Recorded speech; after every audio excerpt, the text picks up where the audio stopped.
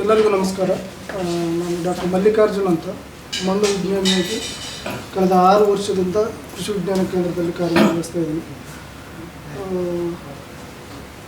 ಈಗಾಗಲೇ ನಾವು ಸಾಕಷ್ಟು ಈ ಒಂದು ವಿಕಸಿತ ಕೃಷಿ ಸಂಕಲ್ಪ ಅಭಿಯಾನದ ಅಂಗವಾಗಿ ಸಾಕಷ್ಟು ಹಳ್ಳಿಗಳಿಗೆಲ್ಲ ಭೇಟಿ ನೀಡಿದ್ದೀವಿ. ಮಾಹಿತಿಯನ್ನು ಕೃಷಿಗೆ ಈಗ ಮುಂಗಾರಿನಲ್ಲಿ ಕೈಗೊಳ್ಳುವಂಥ ಕಾರ್ಯಚಟುವಟಿಕೆಗಳ ಬಗ್ಗೆ ಮಾಹಿತಿಯನ್ನು ರೈತರಿಗೆ ತಲುಪಿಸುವಂಥದ್ದು. ಅದೇ ರೀತಿ ಹೊಸ ತಂತ್ರಜ್ಞಾನಗಳನ್ನು ರೈತರ ಮನೆ ಬಾಗಿಲಿಗೆ ತಲುಪಿಸುವಂಥ ಒಂದು ಈ ಅಭಿಯಾನದ ಉದ್ದೇಶ.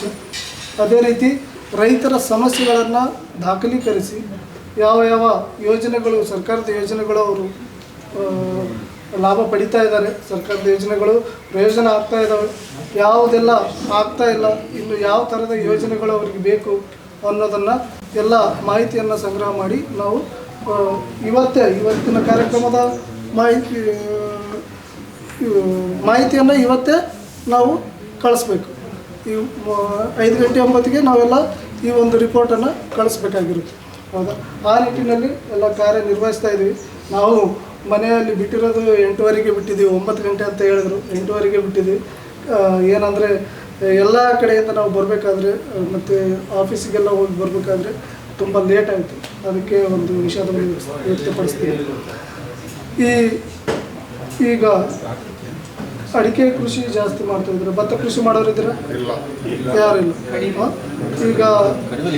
ಈಗಿನ ಒಂದು ಸಂದರ್ಭದಲ್ಲಿ ಬೋಡೋ ದ್ರಾವಣ ಸಿಂಪಡಣೆ ಮಾಡೋದು ಒಂದು ಮುಖ್ಯವಾದಂಥ ಕಾರ್ಯ ಚಟುವಟಿಕೆ. ಕೈಗೊಂಡಿದ್ದೀರಾ? ಮಾಡಿದ್ದೀರಾ? ಸ್ಪ್ರೇ ಮಾಡಿದ್ದೀರಾ? ಯಾವ ರೀತಿ ನೀವು ಸ್ಪ್ರೇ ಮಾಡಬೇಕಾದ್ರೆ ಅದರ ಒಂದು ಪ್ರಯೋಜನ ಆಗಬೇಕಾದ್ರೆ ದ್ರಾವಣ ತಯಾರು ಮಾಡೋದು ಒಂದು ಮುಖ್ಯ ವಿಧಾನದಿಂದ ಮಾಡಿದರೆ ಮಾತ್ರ ಅದರ ಪ್ರಯೋಜನ ಆಗುತ್ತೆ. ಇಲ್ಲದೇ ಇದ್ದರೆ ನಾವು ಸ್ಪ್ರೇ ಮಾಡಿದರೂ ಸಹ ಯಾವುದೇ ರೀತಿಯ ಪ್ರಯೋಜನ ಆಗೋದಿಲ್ಲ. ಯಾವ ರೀತಿ ದ್ರಾವಣವನ್ನು ತಾವು ತಯಾರು ಮಾಡ್ತಾ ಇದ್ದೀರಾ? 2 kg ಸುಣ್ಣ ಮತ್ತು 2 kg ಮೈಲ್ತುತ್ತು. 2 kg ಸುಣ್ಣ, 2 kg ಮೈಲ್ತುತ್ತು. ಇದು 1% ದ್ರಾವಣವನ್ನು ತಯಾರು ಮಾಡಲಿಕ್ಕೆ ಬೇಕಾದಂಥ ಇದು ಏನಂದರೆ, ಈಗ ನಮ್ಮಲ್ಲಿ ಇರ್ತಕ್ಕಂಥ ನೀರು ಹುಳಿಯಾಗಿರುತ್ತೆ, ಒಂದ್ಸಲ ಆ್ಯಸಿಡ್ ವಾಟರ್ ಇರುತ್ತೆ, pH ಎಲ್ಲ ಕಡಿಮೆ ಇರುತ್ತೆ. ಆಮೇಲೆ ಸುಣ್ಣದ ಒಂದು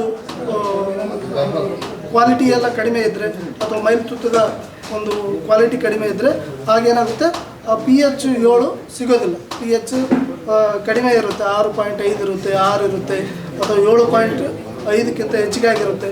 ಅದನ್ನು ನಾವು ಮೊದಲು ಒಂದು ಖಾತ್ರಿಪಡಿಸ್ಕೊಳ್ಬೇಕು, ಅದನ್ನು ಚೆಕ್ ಮಾಡ್ಕೋಬೇಕು. ನೀವು ಮೈಲ್ತುತ್ತು ಸುಣ್ಣ ತಗೊಳ್ಳುವಾಗಲೇ ಲಿಟ್ಮಸ್ ಪೇಪರ್ ಅಂತ ಕೊಡ್ತಾರೆ ಅಥವಾ pH ಪೇಪರ್ ಅಂತ ಕೊಡ್ತಾರೆ. ಅದು ಯಾವುದು ಸಿಗಲಿಲ್ಲ ನಿಮಗೆ ಅಂತಂದರೆ ಆ pH ಪೇಪರ್ದಲ್ಲಿ ಬಣ್ಣಗಳು ಇರ್ತವೆ. ಈ ರೀತಿ ಈ ಬಣ್ಣ ಬಂದರೆ 7, ಈ ಬಣ್ಣ ಬಂದರೆ 7.5, ಬೇರೆ ಬೇರೆ ಬಣ್ಣಗಳು ಬರ್ತವೆ. ನೀಲಿ ಬಣ್ಣ, ಕೆಂಪು ಬಣ್ಣ, ಆ ಥರ ಬಣ್ಣ ಕೊಟ್ಟಿರ್ತಾರೆ. ಅದ್ರ ಮೇಲೆ ನಾವು ನೋಡಿದರೆ ಇದು ಯಾವ ಬಣ್ಣಕ್ಕೆ ಅದು ತಿರುಗಿದೆ ಅದನ್ನು ಅದ್ದಿ ನೋಡಿದಾಗ ಯಾವ ಬಣ್ಣಕ್ಕೆ ತಿರುಗಿದೆ ಅದನ್ನು ನೋಡಿಕೊಂಡು ನಾವು pH ಅನ್ನು ಸರಿ ಮಾಡ್ಕೋಬೇಕು. pH ಕಡಿಮೆ ಇದ್ದರೆ, ಈಗ ಯಾವುದು ಸಿಗ್ತಾ ಇಲ್ಲ ಅಂದರೆ ಹೊಸದಾಗಿರ್ತಕ್ಕಂಥ ಬ್ಲೇಡನ್ನು ಅದ್ಬಿಟ್ಟು ಸ್ವಲ್ಪ ಬಿಸಿಲಿಗೆ ಈ ಥರ ಹಿಡಿದ್ರೆ ಅದು ಕೆಂಪಿಗೆ ತುಕ್ಕು ಹಿಡ್ದಾಗೆ ಆಯ್ತಂದರೆ ಅದು ಇನ್ನೂ ಅಸಿಡಿಕ್ ಇದೆ ಅಂತ ಅದನ್ನು ನೀವು ಸ್ಪ್ರೇ ಮಾಡಿದ್ರೆ ಯಾವುದೇ ಪ್ರಯೋಜನ ಆಗೋದಿಲ್ಲ. ಅದಕ್ಕೆ ನಾವು ಸ್ವಲ್ಪ ಸುಣ್ಣವನ್ನು ಹಾಕಬೇಕಾಗುತ್ತೆ. 100 ಗ್ರಾಮ್ ಸುಣ್ಣ, 200 ಗ್ರಾಮ್ ಸುಣ್ಣ, 500 ಗ್ರಾಮ್ ಸುಣ್ಣವರೆಗೂ ಹಾಕಬೇಕಾಗುತ್ತೆ. ಈಗ ಅದನ್ನು ಹೇಳಿದ್ದು ನೀವು ಪ್ರತಿ ಸಾರಿ ಇದನ್ನು ಚೆಕ್ ಮಾಡಿ ಹಾಕಿದರೆ ಒಳ್ಳೆಯದು. ಇನ್ನೊಬ್ಬ ರೈತರು ಹೇಳ್ತಾರೆ ಅಥವಾ ಯಾರೋ ಪ್ರಗತಿಪರ ಕೃಷಿಕರು ಅವರು 3 kg ಹಾಕಬೇಕು, ಇದನ್ನು 4 kg ಹಾಕಬೇಕು, ಈ ಥರ ಎಲ್ಲ ನಾವು ರೈತರಲ್ಲಿ ಬಂದಿರತಕ್ಕಂಥ ಮಾಹಿತಿ ಬಗ್ಗೆ ಹೇಳ್ತಾ ಇದ್ದೀವಿ. ಇದನ್ನು ಫಿಕ್ಸ್ ಅಂತ ಇಲ್ಲ, ಹೌದಾ? ನೀವು ಪ್ರತಿ ಸಾರಿ ಚೆಕ್ ಮಾಡಿ ಹಾಕಿದರೆ ಒಳ್ಳೆಯದು. ಯಾಕಂದರೆ ನೀರಿನ pH ಎಲ್ಲ ಟೈಮಲ್ಲೂ ಇರೋದಿಲ್ಲ, ಮಳೆ ಎಲ್ಲ ಇದ್ರ ಮೇಲೆ ಡಿಪೆಂಡ್ ಆಗಿರುತ್ತೆ. ಅದನ್ನು ನಾವು ಚೆಕ್ ಮಾಡಿ ಸ್ಪ್ರೇ ಮಾಡಿದರೆ ಒಳ್ಳೆಯ ರೋಗ, ಶಿಲೀಂಧ್ರದಿಂದ ಬರ್ತಕ್ಕಂಥ ರೋಗವನ್ನು ಕಡಿಮೆ ಮಾಡ್ಬೋದು. ಈ ಅಂತರದಲ್ಲಿ ರೆಡ್ ಬರಬಾರ್ದು, ನೀಲಿ ಆಗಬೇಕು. ರೆಡ್ ಬಂದರೆ ಸ್ವಲ್ಪ ಸುಣ್ಣ ಸೇರಿಸ್ಬೇಕು. ನೀಲಿ ಬರಬೇಕು. ಅದರ ಮಿಶ್ರಣ ಯಾವ ರೀತಿ ಸರ್? ಇದನ್ನು ಸಪ್ರೇಟಾಗಿ 10 ಲೀಟ್ರ್ ನೀರಲ್ಲಿ 2 kg ಹಾಕಿ ಚೆನ್ನಾಗಿ ಕಲಸಿ ನಂತರ ಎರಡನ್ನೂ ಸುರಿಬೇಕು. ಸುರಿದು ಅದನ್ನು 200 ಲೀಟ್ರ್ ಮಾಡುವಂಥದ್ದು. 200 ಲೀಟ್ರ್ ಕರೆಕ್ಟಾಗಿ ಮಾಡಿದ್ರೆ ಅದು pH ಸರಿಯಾಗಿ ಬರುತ್ತೆ. ಅವೆಲ್ಲ ಯಾವುದು ಅದು ಮಿಕ್ಸ್ ಮಾಡ್ತಾರೆ. ಈಗ ನಾವು ಹೆಚ್ಚಾಗಿ ರೈತರಲ್ಲಿ ಕೇಳ್ತಾ ಇದ್ದೀವಿ, ಬೇರೆ ಒಂದು ಕೀಟನಾಶಕಗಳನ್ನು ಅಥವಾ ಯಾವುದೇ ಒಂದು ಶಿಲೀಂಧ್ರನಾಶಕಗಳನ್ನು ಅಂಥವನ್ನೆಲ್ಲ ಸ್ಪ್ರೇ ಮಾಡಿ ಮಿಕ್ಸ್ ಮಾಡಿ ಹಾಕುವಂಥದ್ದನ್ನು ರೈತರಲ್ಲಿ ನಾವು ಕೇಳಿದ್ವಿ. ಅದೆಲ್ಲ ಮಾಡಬಾರ್ದು. ಹೌದಾ? ನಿಮಗೆ ಖರ್ಚು ಹೆಚ್ಚಿಗೆ ಆಗುತ್ತೆ ಹೊರತಾಗಿ ಅದರಿಂದ ಯಾವುದೇ ರೀತಿ ಪ್ರಯೋಜನ ಆಗಲ್ಲ. ಮತ್ತು ಸ್ಪ್ರೆಡರ್ ಹಾಕ್ಬೋದು, ಅಥವಾ ಗಮ್ಮು ಸ್ಪ್ರೆಡರ್ ಹಾಕ್ಬೋದು. ಅದು ಜಾಸ್ತಿ ಹಿಡ್ಕೊಳ್ಳಿ ಅಂತ ಇದು ಮಾಡುವಂಥದ್ದು. ಬೇರೆ ಯಾವುದೇ ರೀತಿಯ ಒಂದು ದ್ರಾವಣಗಳನ್ನು ಅದಕ್ಕೆ ಮಿಶ್ರಣ ಮಾಡಿ ಸ್ಪ್ರೇ ಮಾಡುವಂಥದ್ದಿಲ್ಲ. ಇದನ್ನು ನೀವು ಕರೆಕ್ಟಾಗಿ ಒಂದು ತಿಂಗಳ ಅಂತರದಲ್ಲಿ ನೀವು ಸ್ಪ್ರೇ ಮಾಡಿದ್ರಿ ಅಂದರೆ ಸಾಕಷ್ಟು ಬರ್ತಕ್ಕಂಥ ಕೊಳೆ ರೋಗವನ್ನು ನಾವು ಕಡಿಮೆ ಮಾಡ್ಬೋದು. ಇದೇನು ಮುಂಜಾಗ್ರತಾ ಕ್ರಮವಾಗಿ ನಾವು ಮಾಡ್ತಕ್ಕಂಥದ್ದು. ಕೊಳೆ ರೋಗ ಬಂದಿಂದ ನಾವು ಮೈತುತ್ತು ಸುಣ್ಣ ಇದು ಮಾಡಿದ್ರೆ ಆಗೋದಿಲ್ಲ. ಮತ್ತು ಇವು ಶಿಲೀಂಧ್ರ ನಾಶಕ, ಕೀಟನಾಶಕ ಇವುಗಳನ್ನೆಲ್ಲ ಸ್ಪ್ರೇ ಮಾಡೋದು ಇದು ಕೊನೆ ಹಂತ. ನಾವು ಫಸ್ಟಿಗೆ ಅದನ್ನು ಸ್ಟಾರ್ಟ್ ಮಾಡ್ತೀವಿ. ಹೌದಾ? ಅದನ್ನು ಬರದಾಗಿ ನಾವು ಏನು ಮಾಡ್ಬೋದು, ಹೌದಾ, ಅದ್ರ ಬಗ್ಗೆ ನಾವು ಹೆಚ್ಚಿಗೆ ಗಮನ ಹರಿಸ್ತೀವಿ. ಮಿಕ್ಸ್ ಮಾಡಿದ್ರೆ ಎಷ್ಟು ದಿವಸದವರೆಗೆ ಇಡ್ಬೋದು? ಇಲ್ಲ, ಅವತ್ತೇ ಸ್ಪ್ರೇ ಮಾಡ್ತೀವಿ. ಅವತ್ತು ಸ್ಪ್ರೇ ಮಾಡಿ ಅದನ್ನು ಸ್ಟೋರ್ ಮಾಡೋಕ್ಕಿಲ್ಲ. ಸ್ಟೋರ್ ಮಾಡಿ ಒಂದು ದಿನದಲ್ಲಿ ನೀವು ಆದಷ್ಟು ಒಂದು ದಿನದಲ್ಲಿ ಆದಷ್ಟು ಅದನ್ನು ಸ್ಪ್ರೇ ಮಾಡೋದು. ಜಾಸ್ತಿ ಆದಂಗೆಲ್ಲ ಅದು ರಿಯಾಕ್ಷನ್ ಆಗಿ ಬೇರೆ ಮತ್ತೇನಂದರೆ ಮಳೆ ಬರ್ತಾ ಇರುತ್ತೆ. ಮಳೆ ಬರುವಾಗ ಅಟ್ಲೀಸ್ಟ್ ಒಂದು 4 ಗಂಟೆ ಆದರೂ ಅದು ಫ್ರೀ ಆಗಿರಬೇಕು ಸ್ಪ್ರೇ ಮಾಡಿಂದ. ಹೌದಾ? ನೀವು ಸ್ಪ್ರೇ ಮಾಡ್ತೀರಾ, ಮಳೆ ಬಂದೆಲ್ಲ ಹೋಯ್ತು, ನೀವು ಸ್ಪ್ರೇ ಮಾಡಿದ ಶ್ರಮ ಹೋಯ್ತು, ಮತ್ತು ಅದರಿಂದ ಯಾವುದೇ ರೀತಿ ಪ್ರಯೋಜನ ಆಗೋದಿಲ್ಲ. ಹೌದಾ? ಮಳೆಗಾಲದಲ್ಲಿ ಯಾವುದೇ ರೀತಿಯ ಸ್ಪ್ರೇ, ಈ ಮೈಲ್ತುತ್ತು ಸುಣ್ಣವನ್ನು ಬಿಟ್ಟು ಬೇರೆ ಯಾವುದೇ ರೀತಿಯ ಕೀಟನಾಶಕ, ರೋಗನಾಶಕ, ರಸಗೊಬ್ಬರಗಳನ್ನು ಕೊಡುವಂಥದ್ದು ಮಾಡಬಾರ್ದು. ಅದು ಮಳೆಗೆ ಕೊಚ್ಕೊಂಡು ಹೋಗಿ ವ್ಯರ್ಥ ಆಗುವಂಥದ್ದು ಜಾಸ್ತಿ. ಈಗ ತಾನೇ ಹೇಳಿದ್ರು, ಯಾವುದು ಹಲಸು ಎಲ್ಲ ಮೊದಲು ಬೆಳೀತಾ ಇದೆ, ಚೆನ್ನಾಗಿ ಮೊದಲಿದ್ದಂಗೆ ಬರ್ತಾಯಿಲ್ಲ. ಅದಕ್ಕೇನು ಕಾರಣ ಇರ್ಬೋದು? ನಾವು ಸ್ವಲ್ಪ ಅದ್ರ ಬಗ್ಗೆ ವಿಚಾರ ಮಾಡುವ. ಏನಿರ್ಬೋದು, ಯಾಕೆ ಇದಾಗ್ತಾಯಿಲ್ಲ? ಇನ್ನೊಂದು, ಈಗ ಅಡಿಕೆ ಇಳುವರಿ ಚೆನ್ನಾಗಿ ಬಂತು, ಇನ್ನೊಂದು ವರ್ಷ ತುಂಬ ಚೆನ್ನಾಗಿ ಬಂದಿದೆ, ಇನ್ನೊಂದು ವರ್ಷದಲ್ಲಿ ಬರ್ತಾಯಿಲ್ಲ. ಹೌದಾ? ಕಡಿಮೆ ಆಗ್ತದೆ. ಈಗೆಲ್ಲ ಸುತ್ತಮುತ್ತ ನೋಡಿ, ಇಲ್ಲಿ ಯಾವ ಥರ ಕಾಣ್ತಾ ಇದೆ ಎಲ್ಲ ಗಿಡಗಳು, ಹಸಿರು ಯಾವ ಥರ ಕಾಣ್ತಾ ಇದ್ದಾವೆ? ನಿಮಗೆ ಸ್ವಲ್ಪ ವ್ಯತ್ಯಾಸ ಕಾಣ್ತಾ ಇದೆ ಅದರಲ್ಲಿ? ಹಾಂ, ಅಂದರೆ ಈ ಮರ ಗಿಡಗಳು ನಗ್ತಾ ಇದ್ದಾವೆ, ಹಸಿರು ಬಣ್ಣ. ಹಾಂ, ಅಂದರೆ ಈಗ ಮಳೆ ಬರ್ತಾ ಇದೆ, ಮಣ್ಣು ಫಲವತ್ತಾಗಿದೆ, ಇರ್ತಕ್ಕಂಥ ಎಲ್ಲ ಫಲವತ್ತಾದ ಮಣ್ಣಿಂದ ಪೋಷಕಾಂಶಗಳು ದೊರೀತಾ ಇದ್ದಾವೆ. ಅವೆಲ್ಲ ಅವುಗಳನ್ನು ನೋಡಿದಾಗ ನಮಗೆ ಉಲ್ಲಾಸ ಆಗುತ್ತೆ. ಕೆಲವು ತೋಟಗಳಿಗೆ ಹೋಗಿದ್ದೀವಿ, ಅಲ್ಲಿ ಹೇಗಿರ್ತವೆ? ಎಲ್ಲ ಉದುಡಿ ಇರ್ತವೆ, ಹಳದಿಯಾಗಿರ್ತವೆ. ಅದಕ್ಕೆ ಏನು ಕಾರಣ ಇರ್ಬೋದು? ಪೋಷಕಾಂಶಗಳ ವ್ಯತ್ಯಾಸ. ಹೌದಾ? ಈಗ ಅದು ಹಲಸು ಮೊದಲಿದ್ದಂಗೆ ಈಗ ಬರ್ತಾ ಇಲ್ಲ ಅಂದರೆ 1-2 ಪೋಷಕಾಂಶಗಳು ಕೊರತೆ ಆಗ್ತವೆ. ಆಗ ಅದಕ್ಕೆ ಇರ್ತಕ್ಕಂಥ ಕೀಪಿಂಗ್ ಕ್ವಾಲಿಟಿಯನ್ನು ಮೇಂಟೈನ್ ಮಾಡೋದು ಆಗೋದಿಲ್ಲ. ಈಗ ನೀವೆಲ್ಲ ಅಡಿಕೆಯನ್ನು ಮಾರಾಟ ಮಾಡಲಿಕ್ಕೆ ಹೋಗ್ತೀರ. ಹೌದಾ? ಮಾರಾಟ ಮಾಡೋಕ್ಕೆ ಹೋದರೆ ಡೈರೆಕ್ಟಾಗಿ ಈ ರೇಟ್ ಇದೆ ಇವತ್ತು ತೊಗೊಳ್ಳಿ ಅಂತ ಕೊಡ್ತಾರೆ, ಅಥವಾ ಚೆಕ್ ಮಾಡ್ತಾರೆ. ಹಾಂ, ಅದನ್ನು ಗ್ರೇಡಿಂಗ್ ಮಾಡ್ತಾರೆ. First grade, second grade, third grade ಅಂತ. ಹೌದಾ? ಏನಕ್ಕೆ? ಈಗ ನಿಮಗೆ 3rd ಗ್ರೇಡ್ ಬರಲಿ ಅಂತ ಬೆಳೆದಿರ್ತೀರ ನೀವು. ಹಾಂ, ಎಲ್ಲ ರೈತರು ನಮಗೆ 3rd ಗ್ರೇಡ್ ಬರಲಿ, ನಮಗೆ ರೇಟ್ ಕಡಿಮೆ ಬರಲಿ ಅಂತ ಬೆಳೀತಾರೆ. ಎಲ್ಲರೂ ಫಸ್ಟ್ ಗ್ರೇಡ್ ಚೆನ್ನಾಗಿ ಬರಲಿ, ಒಳ್ಳೆ ರೇಟ್ ಬರಲಿ ಅಂತ ಬೆಳೀತಾರೆ. ಯಾಕೆ ಅದು ಬರುತ್ತೆ? ಯಾಕೆ ನಮಗೆ ಚೆನ್ನಾಗಿ ಬರ್ತಾಯಿಲ್ಲ, ಕ್ವಾಲಿಟಿ ಎಲ್ಲ ಚೆನ್ನಾಗಿ ಬರ್ತಾಯಿಲ್ಲ, ಸೈಜ್ ಎಲ್ಲ ಕಡಿಮೆ ಆಗ್ತಾಯಿದೆ, ರೋಗ ಬರ್ತಾಯಿದೆ, ನಲ್ಲಿ ಎಲ್ಲ ಉದುರ್ತಾ ಇದೆ? ಈ ಪೋಷಕಾಂಶಗಳ ವ್ಯತ್ಯಾಸ, ಅಸಮತೋಲನ, ಕೊರತೆ, ವ್ಯತ್ಯಾಸ. ನಾವೆಲ್ಲ ಯಾವುದನ್ನು ಹಾಕಬೇಕು, ಯಾವುದನ್ನಿಲ್ಲ, ಯಾವ ಟೈಮಲ್ಲಿ ಹಾಕಬೇಕು, ಅದರಲ್ಲಿ ಸ್ವಲ್ಪ ಎಡುತ್ತಾ ಇದ್ದೀವಿ. ಹೌದಾ? ಬೇರೆ ನೀವು ಸಹ ಅಷ್ಟೇ ಖರ್ಚು ಮಾಡ್ತೀರಾ, ನೀವು ಸಹ ಅಷ್ಟೇ ಶ್ರಮ ಪಡ್ತಾ ಇದ್ದೀರಾ. ಆದರೆ ಯಾವ ಟೈಮಲ್ಲಿ ಹಾಕಬೇಕು, ಯಾವುದನ್ನು ಹಾಕಬೇಕು, ಯಾವ್ದು ಹಾಕಿದರೆ ಮಣ್ಣು ಪರೀಕ್ಷೆ ಮಾಡ್ತಾ ಇದ್ದೀರಾ? ಮಣ್ಣು ಪರೀಕ್ಷೆ ಆಧಾರಿತ ಈ ಪೋಷಕಾಂಶ ನಿರ್ವಹಣೆ ಮಾಡಿದರೆ ಸಾಕಷ್ಟು ಸಮಸ್ಯೆಗಳು ಕಡಿಮೆ ಆಗ್ತಾ ಹೋಗ್ತವೆ. ಹೌದಾ? ಮಣ್ಣು ಪರೀಕ್ಷೆ ಎಷ್ಟು ವರ್ಷಕ್ಕೆ ಮಾಡಬೇಕು? ಇಲ್ಲಿ ನಮ್ಮ ದಕ್ಷಿಣ ಕನ್ನಡದಲ್ಲಿ ಪ್ರತಿ ವರ್ಷ ಮಾಡಿಸ್ಬೇಕಾಗುತ್ತೆ. ಯಾಕಂದರೆ ಇಲ್ಲಿ ಬರ್ತಕ್ಕಂಥ ಮಳೆ 3,500ರಿಂದ 3,500ರಿಂದ 4,000 mm ಮಳೆ ಬರ್ತಕ್ಕಂಥದ್ದು. ನಾವು ಬೇರೆ ಪ್ರದೇಶಕ್ಕೆ ಹೋದರೆ, ನಾವು ಬೇರೆ ಇದೇ ಕರ್ನಾಟಕದ ಬೇರೆ ಭಾಗಕ್ಕೆ ಹೋದರೆ 400 mm, 500 mm, 700 mm, ಜಾಸ್ತಿ ಅಂದರೆ 1,000 mm. ಹೌದಾ? ಇಲ್ಲಿ ಒಂದು 3ರಿಂದ 4 ಪಟ್ಟು ಹೆಚ್ಚಿಗೆ ಮಳೆ ಇರೋದ್ರಿಂದ ನಾವು ಮಣ್ಣಿಗೆ ಏನೇ ಯಾವುದೇ ಗೊಬ್ಬರ ಹಾಕಿದರೂ ಸಹ ಅದು ನೀರಲ್ಲಿ ಕರಗಿ ಕೆಳಗಡೆ ಬಸ್ದು ಬಿಡುತ್ತೆ, ಇಲ್ಲ ಹರಿಯುವ ನೀರಿನ ಜೊತೆಗೆ ಕೊಚ್ಕೊಂಡು ಹೋಗುತ್ತೆ. ಮತ್ತು ಸಾಕಷ್ಟು ಲವಣಾಂಶಗಳು ಈ ಮಣ್ಣಿನಲ್ಲಿ ಇಲ್ಲ. ಈ ಮಣ್ಣಿನ ಒಂದು ಮಣ್ಣನ್ನು ಪರೀಕ್ಷೆ ಮಾಡಿದಾಗ ಮಣ್ಣೆಲ್ಲ ಹುಳಿ ಮಣ್ಣು, ಅಸಿಡಿಕ್ ಸಾಯಿಲ್ ಅಂತ ಕರಿತೀವಿ. ಹೌದಾ? ಮಣ್ಣಲ್ಲಿರ್ತಕ್ಕಂಥ ಲವಣಾಂಶಗಳು ಸೋಡಿಯಮ್ಮು, ಕ್ಯಾಲ್ಸಿಯಮ್ಮು, ಮ್ಯಾಗ್ನೀಷಿಯಮ್ಮು ಇವೆಲ್ಲ ಇಲ್ಲ. ಹೌದಾ? ಇವೆಲ್ಲ ಬಸ್ಕೊಂಡು ಹೋಗಿ ಸಮುದ್ರ ಸೇರ್ತಕ್ಕಂಥದ್ದು. ಹೌದಾ? ಆಗೇನಾಗುತ್ತೆ, ಅವುಗಳ ಕೊರತೆ ಆದರೆ ಈ ಒಂದು ಸಸ್ಯಗಳಿಗೆ ಅದರದೇ ಆದಂಥ ರೋಗಗಳು ಉಂಟಾಗ್ತವೆ. ಅದರ ಕೊರತೆ 1 ವರ್ಷ ಹೋಗಿ 2 ವರ್ಷ ಹೋಗಿ ಹಾಗೆ ಕಾಲ ಕಳೆದಂಗೆ ಅದಕ್ಕೆ ಬೇರೆ ಬೇರೆ ರೋಗಗಳಿಗೆ ತುತ್ತಾಗ್ತಕ್ಕಂಥದ್ದು. ಹೌದಾ? ಅದನ್ನು ನಾವು ತಪ್ಪಿಸ್ಬೇಕಂದ್ರೆ ಮಣ್ಣು ಪರೀಕ್ಷೆ ಆಧಾರಿತ ಕೃಷಿಯನ್ನು ಮಾಡಬೇಕಾಗುತ್ತೆ. ಮಣ್ಣು ಪರೀಕ್ಷೆಗೆ ಹೊಲದ ಲಿಮಿಟ್ ಎಷ್ಟಿದೆ? ಒಂದು ಎಕರೆ ಅಲ್ಲ, 1 ಎಕರೆ, 2 ಎಕರೆ, 4 ಎಕರೆ ಅಲ್ಲ. ಅದು ಹೇಗೆಂದರೆ ಒಂದು 5 ಎಕರೆಗೆ 1 ಸ್ಯಾಂಪಲ್ ಮಾಡಬೇಕು. ಹೌದಾ? 5 ಎಕರೆಗೆ 1 ಸ್ಯಾಂಪಲ್ ಮಾಡಬೇಕು. ಅದು 5 ಎಕರೆ ಹೇಗಿರ್ಬೇಕು? ಅಲ್ಲ, ಗರಿಷ್ಠ 5 ಎಕರೆ. ಗರಿಷ್ಠ 5 ಎಕರೆಗೆ 1 ಸ್ಯಾಂಪಲ್ ಮಾಡ್ಬೋದು. ಅದು ಲೆವೆಲ್ ಆಗಿರ್ಬೇಕು. ಬೆಟ್ಟ ಗುಡ್ಡಿದ್ರೆ ಸಪ್ರೇಟ್ ಮಾಡ್ತೀವಿ. 4 ಕಡೆ ತೆಗಿಬೇಕು. ಲೆವೆಲ್ ಆಗಿತ್ತು, ನೋಡಲಿಕ್ಕೆ ಒಂದೇ ಬಣ್ಣದ್ದಾಗಿತ್ತು, ಆಗಿತ್ತಂದರೆ ಅದು 1 ಸ್ಯಾಂಪಲ್ ತೆಗಿಬೋದು. ಈಗ ಎತ್ತರ ಇದೆ, ಇದು ಸ್ವಲ್ಪ ಕೆಳಗಡೆ ಇದೆ, ಎತ್ತರ ಇದೆ, ಇದು ಎತ್ತರ ಇದೆ, ಈ ಮೂರನ್ನು ಸಪ್ರೇಟಾಗಿ ತೆಗಿಬೇಕು. ಆನಂತರ ಇಳಿಜಾರಿದೆ. ನಮ್ಮ ತೋಟ ಎಲ್ಲ ಸ್ವಲ್ಪ ಇಳಿಜಾರು. ಮೇಲ್ಭಾಗದ ಮಣ್ಣನ್ನು ನಾವು ಒಂದು ಭಾಗ ಮಾಡಿಕೊಂಡು ಅದನ್ನು ಸಪ್ರೇಟಾಗಿ ತೆಗಿಬೇಕು. ಮಧ್ಯದ ಒಂದು ಭಾಗವನ್ನು ಸಪ್ರೇಟ್ ತೆಗಿಬೇಕು. ಕೆಳಭಾಗದ ಮಣ್ಣನ್ನು ಸಪ್ರೇಟಾಗಿ ತೆಗಿಬೇಕು. ಈ ಮಣ್ಣನ್ನು ನೀವು ಯಾವ ರೀತಿ ತೆಗಿಬೇಕು? ತೋಟದ ಬೆಳೆ ಆದರೆ 1 ಅಡಿ ಆಳದವರೆಗೂ ನಾವು ತೆಗಿಬೋದು. ಇದು ನಿಮ್ಮ ಹತ್ರ ಯಾವುದು? ಇದೊಂದು ಹಳ್ಳಿಯಲ್ಲೇ ಮಾಡಿದ್ದಾರೆ ಮಣ್ಣು ಪರೀಕ್ಷೆ. ಈಗ ನಿಮಗೆ ಅದಕ್ಕೋಸ್ಕರ ನಾವು ಮಣ್ಣು ಪರೀಕ್ಷೆ ಮಾಡಿಸಿರಿ. ಸಮೀಪ ಇರ್ತಕ್ಕಂಥ ಮಣ್ಣು ಪರೀಕ್ಷೆ ಅಂದರೆ ಈಗ ಮಳೆಗಾಲ ಪ್ರಾರಂಭ ಆಗಿದೆ, ಈಗ ಕೊಟ್ಟರು ಸಹ ಅದು ನೆರಳಲ್ಲಿ ಬಿಸಿಲಲ್ಲಿ ಒಣಗಿಸಿ ಮಾಡಿಲ್ಲ. ಇಲ್ಲ ಅಂದರೆ ನೀವು ಬೇಸಿಗೆ ಕಟಾವು ಮಾಡ್ತೀರಲ್ಲ, ಕಟಾವು ಮಾಡಿದಾಗ ನೀವು ಮಣ್ಣು ಸ್ಯಾಂಪಲ್ ತೆಗೆದಿಡ್ಬೋದು.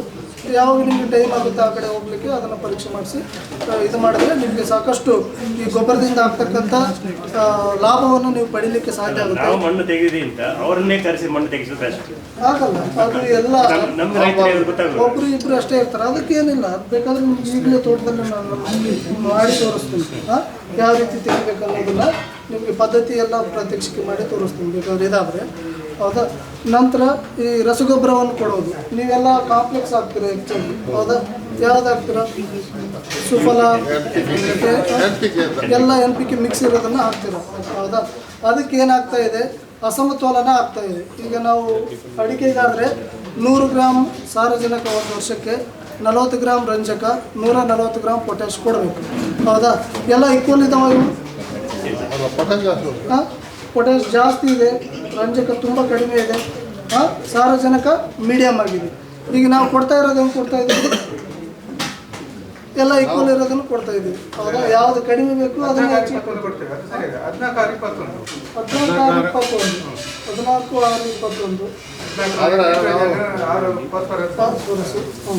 21 ಅದು ಓಕೆ ಕೊಡ್ಬೋದು. ಆದರೆ ಅದಕ್ಕೆ ಬೇಕಾದಷ್ಟು ಕೊಡ್ಲಿಕ್ಕೆ ಆಗೋದಿಲ್ಲ. ಎಷ್ಟಂತ ಕೊಡ್ತೀರ?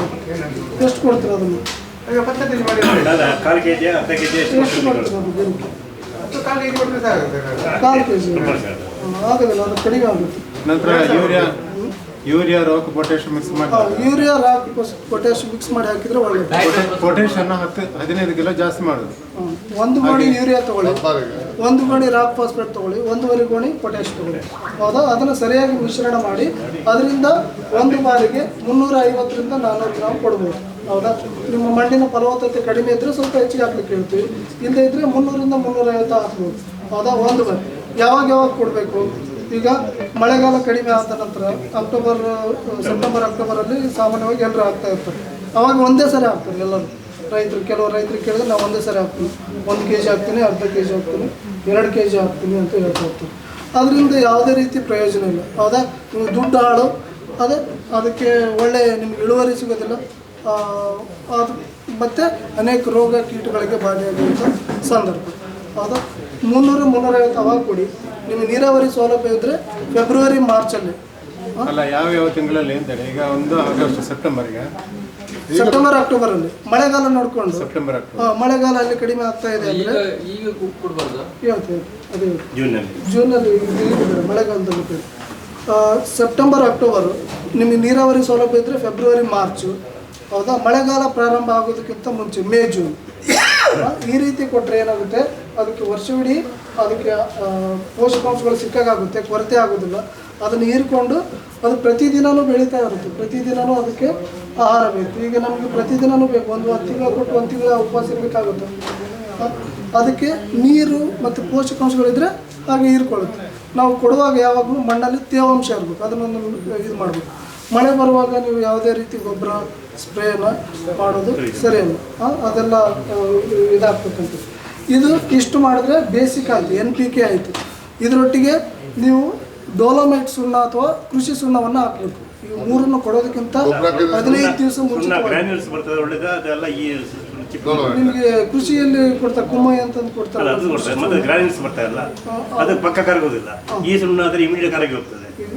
ಇದಾದ್ರೆ ಕಡಿಮೆ ರೇಟ್ ಹಾಕ್ಬೇಕು. ಈಗ ನೀವು ಬೇರೆ ಬೇಡ ಅಂಥವೆಲ್ಲ ಬೇಡ, ನಿಮ್ಗೆ ಕಡಿಮೆ ರೇಟದ್ದು ಕೊಡಿ. ಹೌದಾ? ಒಂದು 500 ರೂಪಾಯಿ 50 kg ಸಿಗುತ್ತೆ ಡೋಲೋಮೈಟ್ ಸುಣ್ಣ. ಡೋಲೋಮೈಟಲ್ಲಿ ಕ್ಯಾಲ್ಸಿಯಂ ಮತ್ತು ಮ್ಯಾಗ್ನೀಷಿಯಮ್ ಇರುತ್ತೆ. ಈ ಮ್ಯಾಗ್ನೀಷಿಯಮ್ ತುಂಬ ಕಡಿಮೆ ನಮ್ಮ ಮಣ್ಣಲ್ಲಿ, ಕ್ಯಾಲ್ಸಿಯಂ ಮತ್ತು ಮ್ಯಾಗ್ನೀಷಿಯಮ್. ಈ ಮ್ಯಾಗ್ನೀಷಿಯಮ್ ಏನು ಮಾಡುತ್ತೆ? ಮ್ಯಾಗ್ನೀಷಿಯಮ್ಮು ಈ ತನ್ನ ಆಹಾರವನ್ನು ಸೂರ್ಯನ ಕಿರಣ ಉಪಯೋಗಿಸ್ಕೊಂಡು ಸಸ್ಯಗಳು ಆಹಾರ ಉತ್ಪತ್ತಿ ಮಾಡಲಿಕ್ಕೆ ಭಾಳ ಮುಖ್ಯ. ಇದನ್ನು ಯಾರೋ ಕೇರೆ ಮಾಡೋದಿಲ್ಲ. ಹೌದಾ? ಅದಿಲ್ಲದಾಗ ಏನಾಗುತ್ತೆ, ಹೂವೆಲ್ಲ ಉದುರುವಂಥದ್ದು, ಸರಿಗೆ ಕಾಯಿ ಆಗಲಾರ್ಬೇಕು, ನಲ್ಲಿ ಉದುರುವಂಥದ್ದು, ಇಂಥ ಎಲ್ಲ ಸಮಸ್ಯೆಗಳು ಪ್ರಾರಂಭ ಆಗ್ತವೆ. ಕೋಳಿ ಗೊಬ್ಬರ ಹಾಕೋದ್ರಿಂದ ಏನು ಪ್ರಾಬ್ಲಮ್ ಇಲ್ಲ. ಅದನ್ನು ಚೆನ್ನಾಗಿ ಕಾಂಪೋಸ್ಟ್ ಮಾಡಿ, ಡೈರೆಕ್ಟ್ ತಂದು ಹಾಕಬಾರ್ದು. ಕಾಂಪೋಸ್ಟ್ ಮಾಡಿ 1 ತಿಂಗಳು ಬಿಟ್ಟು ಕಾಂಪೋಸ್ಟ್ ಮಾಡಿ ಟ್ರೈಕೋಡರ್ಮಾ ಅಂತ ಸಿಗುತ್ತೆ, ಜೈವಿಕ ಶಿಲೀಂಧ್ರನಾಶಕ. ಹೌದಾ? ಜೈವಿಕ ಶಿಲೀಂಧ್ರನಾಶಕ ಒಂದು 200-300 ರೂಪಾಯಿ 1 kgಗೆ ಹುಡಿ ಸಿಗುತ್ತೆ, ಇಲ್ಲಾಂದರೆ ನಿಮಗೆ ಲಿಕ್ವಿಡೂ ಸಿಗುತ್ತೆ. ಹೌದಾ?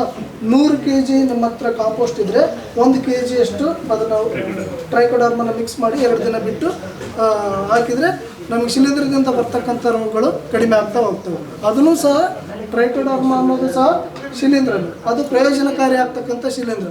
ನೀವು ತಿಳ್ಕೋಬೇಕು, ನಾವು ಯಾವುದೇ ಒಂದು ಕೆಮಿಕಲನ್ನು ಸ್ಪ್ರೇ ಮಾಡಿದರೆ, ಕೀಟನಾಶಕ ಸ್ಪ್ರೇ ಮಾಡಿದರೆ ಪರಿಸರದಲ್ಲಿ ಉಪಯೋಗ ಇರ್ತಕ್ಕಂಥ ಕೀಟ ಮತ್ತು ಈ ಒಂದು ರೋಗಾಣುಗಳು ಸಹ ಸತ್ತು ಹೋಗ್ತವೆ. ಹೌದಾ? ಅದಕ್ಕೋಸ್ಕರ ನಾವು ಒಂದು ಪರಿಸರ ಸ್ನೇಹಿಯಾಗಿರ್ತಕ್ಕಂಥ ಒಂದು ನಿರ್ವಹಣೆಗೆ ಹೋಗ್ಬೇಕು. ಹೌದಾ?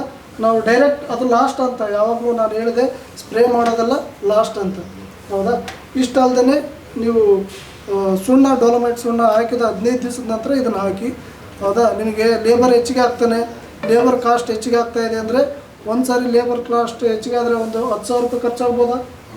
ನೀವು ಬೇಕಾದರೆ ಅರ್ಧ ಎಕರೆಯಲ್ಲಿ ಮಾಡಿ ನೋಡಿ. ಇದನ್ನು ಅರ್ಧ ಎಕರೆ ನಿಮಗೆ ಯಾವ ನಿಮ್ಮ ನೀವು ಪ್ರತಿ ಸಲ ಹೇಗೆ ಮಾಡ್ತೀರ ಅದನ್ನು ಮಾಡಿ. ನಿಮ್ಗೆ ಏನಿಲ್ಲ ಅಂದ್ರೂ ಇಳುವರಿಯಲ್ಲಿ 2-3 ಕ್ವಿಂಟಲ್ ಹೆಚ್ಚಿಗೆ ಆಗುತ್ತೆ. ನೀವು ಬರೆದಿಟ್ಕೊಳ್ಳಿ ಬೇಕಾದರೆ. ಹೌದಾ? ಅದರಿಂದ ಲಾಭನೇ ಬರುತ್ತೆ ಹೊರತಾಗಿ ನಷ್ಟ ಆಗುವಂಥದ್ದು ಏನು ಹೇಳೋದಿಲ್ಲ. ಈ ಬುಡ ಇದೆಯಲ್ಲ, ಬುಡದಿಂದ 2 ಅಡಿ ದೂರದಲ್ಲಿ ಸುತ್ತಲೂ ಹಾಕ್ಬೇಕು. 250ರಿಂದ 250 ಗ್ರಾಮು ಡೋಲೋಮೈಟ್ ಸುಣ್ಣ ಹಾಕಿ 15 ದಿವಸದ ನಂತರ ಈ ಮಿಕ್ಸರನ್ನು ಹಾಕಿ, ನಂತರ ಯಾವುದೇ ಒಂದು ಕಾಯಿ ಬಿತ್ತು ಸೀಳಿ ಬೀಳ್ತಾ ಇದೆ, ಹೂ ಉದುರ್ತಾ ಇದೆ ಅಂದರೆ ಜಿಂಕ್ ಮತ್ತು ಬೋರಾನ್ ಕೊರತೆ ಇರುತ್ತೆ. ಅದನ್ನು ಒಂದು ಮಣ್ಣು ಪರೀಕ್ಷೆ ಆಧಾರಿತ ಮಾಡಿ ಶಿಫಾರಸ್ಸಿನಂತೆ ಇದು ಮಾಡಿ. ನೀವು ಹಾಗೆ ಡೈರೆಕ್ಟಾಗಿ ಇದು ಮಾಡಿದ್ರೆ ನಂಜಾಗಿಬಿಡುತ್ತೆ. ಹೌದಾ? ನಂಜಾಗಿ ವಿಷಕಾರಿ ಆಗುವಂಥದ್ದು. ಅದು 10-20 ಗ್ರಾಮ್ನಷ್ಟು ಹಾಕಬೇಕಾಗುತ್ತೆ. ಅದನ್ನು ಶಿಫಾರಸ್ಸು ಮಾಡ್ತೀವಿ. ಅದೇನಾದರೂ ಕೊರತೆ ಅಂತ ಶಿಫಾರಸ್ಸು ಮಾಡಿ. ಪ್ರತಿ ಸಾರಿ ನೀವು ರಸಗೊಬ್ಬರ ಕೊಡ್ತೀರಲ್ಲ, ಅದಕ್ಕಿಂತ 15 ದಿವಸ ಮುಂಚಿತವಾಗಿ ಸೆಪ್ಟೆಂಬರ್ ಅಕ್ಟೋಬರು, ಆಮೇಲೆ ಫೆಬ್ರವರಿ ಮಾರ್ಚ್, ಮೇ ಜೂನ್ ಪ್ರತಿ ಸಾರಿ ಕೊಡಿ. ಬೇಕಾದ್ರೆ ನಿಮಗೆ ಲೇಬರ್ ಕಾಸ್ಟ್ ಹೆಚ್ಚಿಗೆ ಆಗ್ತಾ ಇದೆ ಅಂದ್ರೂ ನೀವು ಬೇಕಾದ್ರೆ ಬರ್ಕೊಳ್ಳಿ. ಜಾಸ್ತಿ ಲಾಭ ಆಗುತ್ತೆ ಹೊರತಾಗಿ ಇದರಲ್ಲಿ ಇದಾಗೋದಿಲ್ಲ. ಯಾಕಂದರೆ ನೀವು ಕೊಟ್ಟಂಥ ಈಗ ಬೇರೆ ಮಿಕ್ಸರ್ ಎಲ್ಲ ಕೊಡ್ತೀರಲ್ಲ NPK, ಅದನ್ನು ಸರಿಯಾಗಿ ಉಪಯೋಗ ಆಗಲಿಕ್ಕೆ ಅನುಕೂಲ ಆಗುತ್ತೆ. ಮತ್ತು ಶಿಲೀಂಧ್ರದಿಂದ ಬರ್ತಕ್ಕಂಥ ರೋಗಗಳು ಸಾಕಷ್ಟು ಕಡಿಮೆ ಆಗ್ತಾ ಹೋಗ್ತವೆ. ಹೌದಾ? ಸುಣ್ಣ ಹಾಕೋದ್ರಿಂದ pH, ಮಣ್ಣಿನ pH ನ್ಯೂಟ್ರಾಲಿಟಿ ಬರುತ್ತೆ. ಆ ಒಂದು ವಾತಾವರಣದಲ್ಲಿ ಫಂಗಸ್ ಗ್ರೋತ್ ಆಗೋದಿಲ್ಲ. ಈಗ ಸ್ಪ್ರೇಗೆ ಪರ್ಯಾಯವಾಗಿ ಬರೀ ಬುಡಕ್ಕೆ ಹಾಕಿ ಆಗುವಂಥದ್ದು, ಯಾಕಂದ್ರೆ ನನಗೆ ಮದ್ದು ಬಿಡುವವರು ಸಿಕ್ಕಿಲ್ಲ ಸಕಾಲದಲ್ಲಿ. ಇದನ್ನು ನೀವು ಸರಿ ಮಾಡಿಕೊಂಡ್ರೆ, ನೀವು ಈ ಒಂದು ಪೋಷಕಾಂಶ ನಿರ್ವಹಣೆ ಸರಿ ಮಾಡಿದ್ರೆ 60-70% ರೋಗ ಬರೋದು ಕಡಿಮೆ ಆಗುತ್ತೆ. ಆಟೋಮೆಟಿಕ್ ಬುಡಕ್ಕೆ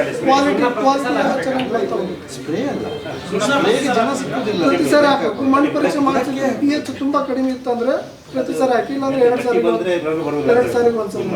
ಈಗ ಸರ್, ಈಗ ಮಳೆಗಾಲದಲ್ಲಿ ಈಗ ನಮಗೆ ಅಡಿಕೆ ತೋಟದಲ್ಲಿ ಸಾಕಷ್ಟು ಕೊಳೆತ ಸೋಗೆ ಎಲ್ಲ ಸಿಗ್ತದೆ. ಈಗ ಅದನ್ನು ಬುಡಕ್ಕೆ ಹಾಕೋದು ಒಳ್ಳೆಯದಾ ಅಲ್ಲ ಅದನ್ನು ಹೊರಗೆ ಡೈರೆಕ್ಟ್ ಹಾಕ್ಬೋದು? ಯಾವಾಗಲೂ ಡೈರೆಕ್ಟ್, ಅದೇನಂದ್ರೆ ಡೈರೆಕ್ಟ್ ಹಾಕೋದ ಮೇಲೆ ಒದಿಕೆ ಮಾತ್ರ. ಅಲ್ಲಿಗೆ ಅದು ಹೌದಾ? ನೀವು ಕಾಂಪೋಸ್ಟ್ ಹಾಕೋದಲ್ಲ, ಕಾಂಪೋಸ್ಟ್ ಮಾಡಿ ಹಾಕ್ಬೇಕು. ನೀವು ಡೈರೆಕ್ಟ್ ಹಾಕಿದಾಗ ಏನಾಗುತ್ತೆ, ಅಲ್ಲಿ ಕೊಳಿಲಿಕ್ಕೆ ಪ್ರಾರಂಭ ಆಗುತ್ತೆ. ಇಲ್ಲಿಗೆ ಹಾಕಿದ್ರೆ ಫಂಗಸ್ ಅಟ್ಯಾಕ್ ಬೇಗ ಆಗ್ಬೋದು ಮೇಲೆ.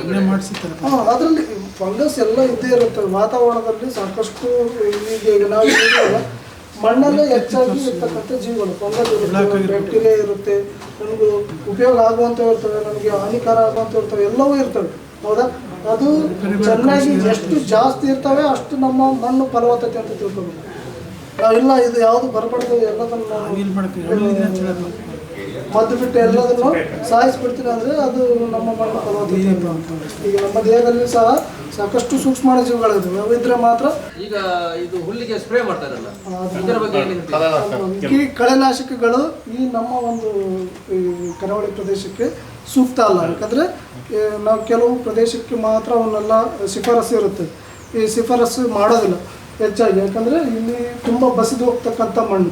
ನಾವು ಯಾವುದೇ ಒಂದು ಕಳೆನಾಶಕಗಳನ್ನು ಸ್ಪ್ರೇ ಮಾಡಿದರೆ ಅದು ನೀರಿನ ಮೂಲಗಳಿಗೆ ಸೇರಿ ನಮ್ಮ ಸುತ್ತಮುತ್ತಲು ಇರ್ತಕ್ಕಂಥ ಪ್ರಾಣಿಗಳಿಗೆ, ಜೀವಿಸ್ತಕ್ಕಂಥವು ನಮಗೆ ಸಮಸ್ಯೆಗಳು ಉಂಟಾಗ್ತವೆ. ಅದಕ್ಕೋಸ್ಕರ ಕಳೆನಾಶಕ ಇಲ್ಲಿ ಅಷ್ಟೊಂದು ಶಿಫಾರಸಲ್ಲ. ಅದರ ಬದಲಾಗಿ ನೀವು ಒಳ್ಳೆಯದಂತಂದರೆ ಒಂದು ಹಸಿರಿನ ಗೊಬ್ಬರದ ಬೀಜಗಳು ಸಿಗ್ತವೆ, ಸೆಣಬಿನ ಬೀಜಗಳು ಸಿಗ್ತವೆ. ಹೌದಾ? ಅಥವಾ ದಯಂಚ ಬೀಜಗಳು ಸಿಗ್ತವೆ. ಹೌದಾ? ಅವುಗಳನ್ನು ಸ್ವಲ್ಪ ನಾವು ಮಣ್ಣು ಬಿಡಿಸ್ಬಿಟ್ಟು, ಯಾವುದೇ ಕೃಷಿ ಇರಲಿ ಅದರ ಬುಡದ ಸುತ್ತ ಖಾಲಿ ಇರ್ತಕ್ಕಂಥ, ನಮ್ಮ ತೋಟದಲ್ಲಿ ಖಾಲಿ ಇರ್ತಕ್ಕಂಥ ಎಲ್ಲ ಜಾಗದಲ್ಲಿ ಆ ಬೀಜಗಳನ್ನು ಹಾಕಿದ್ರು. ಯಾವಾಗ ಹಾಕ್ಬೋದು? ಫೆಬ್ರವರಿಯಲ್ಲಿ ಹಾಕ್ಬೋದು. ಮಳೆಗಾಲ ಕಡಿಮೆ ಆದಾಗ ಅವಕ್ಕೆ 1 ಅಥವಾ 2 ನೀರಾವರಿ ಇದ್ದರೆ ಸಾಕು. ಅದು 45 ದಿನದಲ್ಲಿ ಚೆನ್ನಾಗಿ ಬೆಳೆಯೋದು. 1 ಎಕರೆಗೆ ಏನಿಲ್ಲ ಅಂದ್ರೆ ನಾವು 10-12 ಟನ್ನಷ್ಟು. ಅದು ಗದ್ದೆಗೆ ಸೂಕ್ತ, ತೋಟಕ್ಕೆ ಸೂಕ್ತ ಅಲ್ಲ. ತೋಟಕ್ಕೂ ಮಾಡ್ಕೋಬೋದು. ಏನಂದ್ರೆ ಈಗ ನೀವು ಹುಲ್ಲೆಲ್ಲ ಇಲ್ಲ ಮಾಡೋದು, ಅದನ್ನು ಮಾಡಿದ್ದು ತೋರಿಸ್ತೀವಿ ನಾವು. ಯಾಕಂದ್ರೆ ಈಗ ಮಾಡೋದಿಲ್ಲ. ನಾವು ಮಾಡಿದೀವಿ ಅಂದ್ರೆ ನೀವೇ ಮಾಡಲ್ ಆಗ್ತೀರಾ, ನೀವೇ ಮಾದರಿ ಆಗ್ತೀರಾ. ಹೌದಾ? ಏನಾಗುತ್ತೆ ಹೇಳಿ, ನೀವು ಹುಲ್ಲಂತೂ ಕಟಾವು ಮಾಡ್ತೀರಲ್ಲ, ಹೌದಾ? ಆ ಹುಲ್ಲಿನ ಸಮಸ್ಯೆ ಹೋಗುತ್ತೆ. ಹೌದಾ? ಮತ್ತು ಅದು ಬೇಗನೆ ಕೊಳೆತು ಬಿಟ್ಟು ನಿಮಗೆ ಗೊಬ್ಬರ ಆಗುತ್ತೆ. ಈಗ ನಾನು ಯೂರಿಯಾ ಕೊಟ್ಟು ಪೊಟ್ಯಾಶ್ ಹೇಳಿದ್ನಲ್ಲ, ಅದರ ಪ್ರಮಾಣ ವರ್ಷದಿಂದ ವರ್ಷಕ್ಕೆ ಕಡಿಮೆ ಮಾಡ್ತಾ ಹೋಗ್ಬೇಕು. ಮತ್ತು ಇದನ್ನು ನೀವು ಒಂದು 5-6 ವರ್ಷ ನೀವು ಇದನ್ನು ಪ್ರಾಕ್ಟೀಸ್ ಮಾಡಿದ್ರೆ ನಿಮ್ಮ ಮಣ್ಣಿನ ಒಂದು ಸಾಮರ್ಥ್ಯ, ನೀರನ್ನು ಹಿಡಿದಿಟ್ಟುಕೊಳ್ಳುವಂಥ ಸಾಮರ್ಥ್ಯ, ಪೋಷಕಾಂಶಗಳನ್ನು ಹಿಡಿದಿಟ್ಟುಕೊಳ್ಳುವಂಥ ಸಾಮರ್ಥ್ಯ, ಆನಂತರ ಮಣ್ಣಲ್ಲಿ ಸೂಕ್ಷ್ಮ ಜೀವಿಗಳ ಸಂಖ್ಯೆ ಹೆಚ್ಚಿಗಾಗಿ ಮಣ್ಣು ಆಟೋಮೆಟಿಕ್ಕಾಗಿ ಫಲವತ್ತತೆ ಆಗುತ್ತೆ. ಹೌದಾ? ಇದು ಲಾಂಗ್ ಟರ್ಮ್. ಇದನ್ನು ನಾವು ಪರ್ಮನೆಂಟಾಗಿ ಮಾಡುವಂಥದ್ದು. ಈ ಎಲ್ಲ ರಸಗೊಬ್ಬರ ಇವೆಲ್ಲ ಕೊಡೋದು ಇವೆಲ್ಲ ಶಾರ್ಟ್ ಟರ್ಮ್ ಆಗುತ್ತೆ. ಇದನ್ನು ನಾವು ಎಷ್ಟೋ ತಂದು ಹಾಕಿದ್ರೂ ಅದು ಬಸ್ದುಕೊಂಡು ಹೋಗೋದು. ಕೃಷಿ ಇಲಾಖೆ ಸಿಗುತ್ತೆ ನಿಮಗೆ ಬೀಜಗಳು. ಈ ರೀತಿ ಒಂದು ಪದ್ಧತಿಯನ್ನು ನೀವು ಆರೈಕೆಗಳು ಸಿಗುತ್ತೆ. ಉತ್ತಮ ಕೃಷಿಯನ್ನು ಮಾಡಿ. ರೈತ ಸಂಪರ್ಕ ಕೇಂದ್ರ ಸಿಗುತ್ತೆ, ವಿಚಾರಿಸ್ಬೋದು. ಇಲ್ಲಾಂದರೆ ನಿಮಗೆ ಒಂದು ನಂಬರ್ ಕೊಡ್ತೀನಿ, ಗದಗಲಿಂದ ಕಳಿಸ್ತಾರೆ. ಅವರಿಗೆ ಮಾತಾಡಿಬಿಟ್ಟು ಅವ್ರಿಗೆ ಹಣವನ್ನು ಕೊಟ್ಟರೆ, ನಿಮ್ಮ ಅಡ್ರೆಸ್ ಕೊಟ್ಟರೆ ನಿಮ್ಮ ಅಡ್ರೆಸ್ಗೆ ಕಳಿಸ್ಕೊಡ್ತೀವಿ. ಸರ್, ಈಗ ನಮ್ಮ ತೋಟದ ಎಡೆಯಲ್ಲೆಲ್ಲ ಆಗ್ಬೋದು, ಎಲ್ಲ ಕಡೆ ಆಗಿ ಅದು ಯಾವ್ದು ಸಿಗ್ತಾ ಇಲ್ಲ ನನಗೆ. ಇದು ಯಾವುದು ಸಿಗ್ತಾ ಇಲ್ಲ, ಬೀಜ ಸಿಗ್ತಾ ಇಲ್ಲ, ಏನು ಸಿಗ್ತಾ ಇಲ್ಲ. ನಿಮ್ಮ ಒಂದು ತೋಟದ ಬದಿಯಲ್ಲೆಲ್ಲ ಈಟು ಸೊಪ್ಪೆಲ್ಲ ಹಾಕ್ತಿರಲ್ಲ, ಈಟು ಸೊಪ್ಪೆಲ್ಲ ಬೆಳೆಯುತ್ತಲ್ಲ ಇಲ್ಲಿ, ಆ ಕಡ್ಡಿಗಳನ್ನು ಹಾಕಿ ಎಲ್ಲ ತೋಟದ ಬಾರ್ಡರ್ ಆಗುತ್ತೆ, ಬದಿ ಆಗುತ್ತೆ, ಅಲ್ಲೆಲ್ಲ ಕಡ್ಡಿಗಳನ್ನು ಹಾಕಿ ಅದರ ತುದಿಯನ್ನು ಕಟ್ ಮಾಡಿ ನೀವು ತಂದು ಡೈರೆಕ್ಟಾಗಿ ಬುಡಕ್ಕೆಲ್ಲ ಹಾಕಿ, ಅದೇ ಬೇಗನೆ ಕೊಳೆತು ಗೊಬ್ಬರ ಆಗ್ತಕ್ಕಂಥದ್ದು. ಅದರಲ್ಲಿ ಸಾಕಷ್ಟು ಪೊಟ್ಯಾಷಿಯಮ್ ಇರುತ್ತೆ. ಒಳ್ಳೆ ನಿಮ್ಮ ವರ್ಷದಿಂದ ವರ್ಷಕ್ಕೆ ನಿಮ್ಮ ತೋಟ ಫಲವತ್ತತೆ ಆಯಿತು ಅಂದರೆ ಈ ಎಲ್ಲ ಸಮಸ್ಯೆಗಳು, ಕಾಯಿ ಉದುರುವಂಥದ್ದು, ಹೂ ಉದುರುವಂಥದ್ದು, ಈ ಸಮಸ್ಯೆಗಳು ಕ್ರಮೇಣ ಕಡಿಮೆ ಆಗ್ತಾ ಹೋಗ್ತವೆ. ಯಾವುದು ಬೇಗನೆ ಕಡಿಮೆ ಆಗುತ್ತೆ, ನೀವು ಇದನ್ನು ಸ್ಪ್ರೇ ಮಾಡಿದರೆ ಬೇಗ ಹಳದಿ ಆಯಿತು, ಬೇಗ ಹಸಿರಾಯಿತು, ಹಳದಿ ಇದ್ದಿದ್ದೆಲ್ಲ ಹಸಿರಾಯಿತು, ಅವೆಲ್ಲ ಸ್ವಲ್ಪ ಡೇಂಜರಸ್. ನಾವೆಲ್ಲ ನಿಮಗೆ ಇದು ಮಾಡಲಿಕ್ಕೆ ಇದು ಇರ್ತಕ್ಕಂಥದ್ದು. ನಾನು ಸ್ಪ್ರೇ ಮಾಡಿದೆ ಒಳ್ಳೆ ಇದೆ, ಮದ್ದು ಇದು, ಈ ಗೊಬ್ಬರ ಹಾಕಿದೆ ಭಾರಿ ಚೆನ್ನಾಗಿ ಬರ್ತಾ ಇದೆ ಅಂಥವೆಲ್ಲ. ಲಾಂಗ್ ಟರ್ಮ್ ಯಾವುದಿರುತ್ತೆ ಅದು ಸ್ಲೋ ಆಗಿರುತ್ತೆ, ಆದರೆ ನಿಮಗೆ ಯಾವುದೇ ರೀತಿ ಹಾನಿ ಮಾಡಲ್ಲ, ಜಾಸ್ತಿ ಪ್ರಯೋಜನವನ್ನು ಮಾಡ್ತಕ್ಕಂಥದ್ದು. ಇಲ್ಲಿ ಒಂದು ಪ್ರಾತ್ಯಕ್ಷಿಕೆ ಮತ್ತೆ ಮಾಡಬೇಕು. ಸರ್ ಕೆಲವರು ಹೇಳ್ತಾರೆ ಕ್ಯಾಲ್ಸಿಯಂ ಕೊಟ್ಟರೆ ಒಳ್ಳೇದು ಅಂತಾರೆ, ಒಂದು ಮರಕ್ಕೆ 100 ಗ್ರಾಮ್. ಅದೇ ಕ್ಯಾಲ್ಸಿಯಂ ನಾನು ಸುಣ್ಣದಲ್ಲಿ ಎರಟೆ ಹಾಕೊಂಡು ಡೋಲೋಮೈಟ್ ಕರಾಟೆ ಶಿಫಾರಸು ಮಾಡಿದ್ದೀರಾ, ಮತ್ತೆ ಯಾಕೆ ಅದಕ್ಕೆ ಜಾಸ್ತಿ ಆಯ್ತು? ಅದನ್ನೆಲ್ಲ ಇದು ಅದು ಮಾಡ್ತಾರೆ. ಪ್ರಕೃತಿಯನ್ನೇ ಹಾಳು ಮಾಡ್ತಾ ಇದೆ. ಇನ್ನೊಂದು ರೂಪದ ಎಂಡೋಸಲ್ಫಾನ್ ನೋಡಿ, ಎಲ್ಲಾ ಕೀಟಗಳು ಸಾಯ್ತದೆ. ಕೀಟಗಳು ಬೇರೆ ಬೇರೆ ಜಾತಿಯ ಅದು ಉಪಯುಕ್ತ ಜೇನುಪೆಟ್ಟಿಗೆಲ್ಲ ಕೀಟಗಳು ಪೂರ್ತಿ ಹೋಗ್ತದೆ. ಬೇಕು ಪ್ರಕೃತಿಯಲ್ಲಿ. ಮತ್ತೆ ಇನ್ನೊಂದು, ಈಗ ಆನೆ ಅಂತ ಹೇಳಿದ್ರು, ಆನೆ ಬರ್ಲಿರೋದಕ್ಕೆ ಏನೋ ಮಾಡ್ತಿದೀವಿ ಅಂತ. ಈಗ ನಾನು ಬೆಳಗ್ಗೆನೇ ಒಂದು ಪೇಪರಲ್ಲಿ ನೋಡ್ತಾ ಇದ್ದೆ, ಹನಿ ಟ್ರ್ಯಾಪ್ ಅಂತ. ಹನಿ ಟ್ರ್ಯಾಪ್ ಮಾಡ್ತಾರೆ ಆನೆಗಳಿಗೆ. ಅದು ಮೊದಲಿಗೆ ಐತೆ, ಜೇನುಪೆಟ್ಟಿಗೆ ಜೇನುಪೆಟ್ಟಿಗೆ ಎಲ್ಲ ಇಟ್ಟು ಏನೋ ಇದು ಮಾಡ್ತಾ ಇದಾರಂತೆ. ಅದೆಲ್ಲ ನಿಮಗೆ ಮಾಹಿತಿಗೆ ಅಂತಂದು ನಾನು ಹೇಳ್ಕೊಂಡು. ನಮಗೆ ನಿಮ್ಮಂತವ್ರು ಹೇಳಿದ್ರೆ ಮಾತ್ರ ಕೆಲವರಿಗೆ ಅದು ನಾಟ. ನೀವು ವಿಜ್ಞಾನಿಗಳಿದ್ದೀರಿ, ನೀವು ಹೇಳಿ ಕರಾಟೆ ಬಳಸಬೇಡಿ, ಅದು ಪ್ರಕೃತಿಗೆ ಹಾಳು ಅಂತ ನಂಬ್ತಾರೆ. ಅದು ಸ್ವಲ್ಪ ಸಾರ್ವಜನಿಕ ಆಗ್ತದೆ. ಈಗ ನೀವು ಅದನ್ನು ಒತ್ತಿ ಹೇಳಬೇಕು, ಆಗ ಅದನ್ನು ಎಲ್ಲ ಕಡೆ ಹೌದು ಅವ್ರು ಹೇಳಿದ್ದಾರೆ ಅಂತ ಹೇಳಿದನ್ನ ಇಷ್ಟು ತಮ್ಮೊಟ್ಟಿಗೆ ಮಾಹಿತಿಯನ್ನು ಹಂಚಿಕೊಳ್ಳಿಕ್ಕೆ ಅವಕಾಶ ಮಾಡಿಕೊಟ್ಟಂತ ತಮ್ಮಲ್ಲಿ ಸುದ್ದಿ ಚಾನಲ್, ಕ್ಷಣ ಕ್ಷಣದ ಸುದ್ದಿಗಾಗಿ.